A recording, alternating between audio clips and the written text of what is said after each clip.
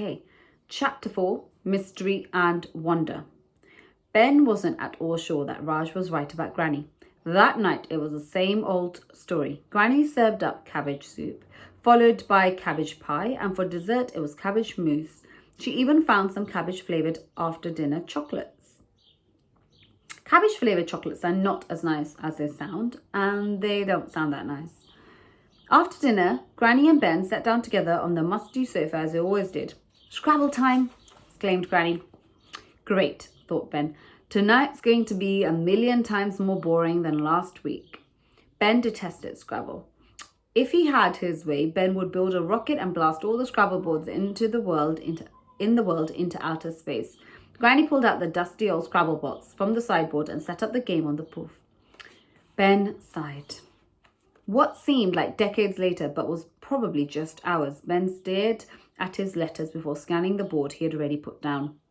Boring, ancient, quack, double word score, pointless, pongy. This had to be checked in the dictionary. Wrinkles, cabbage sick, triple word score, escape, help. I hate this stupid game. Granny had disallowed this on account of it not being one word.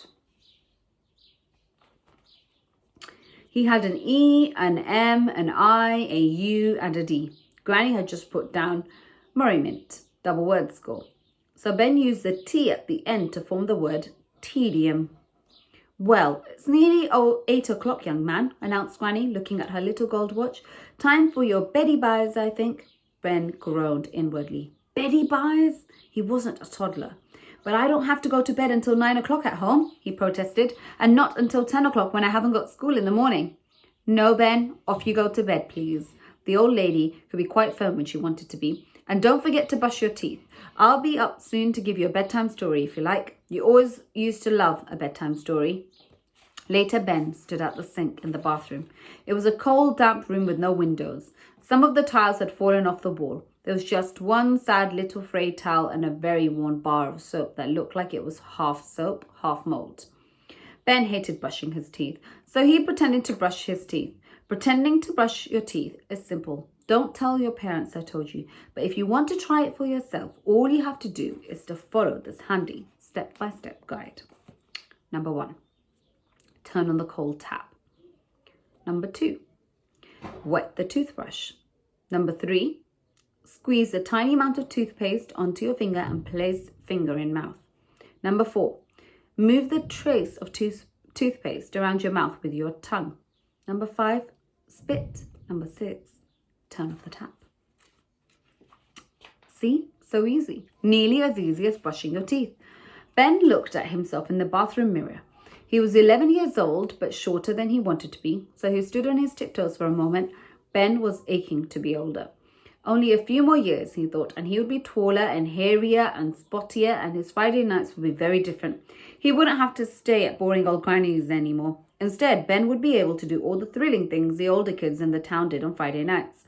Hang around with a gang of friends outside the off-license, waiting for someone to tow you off.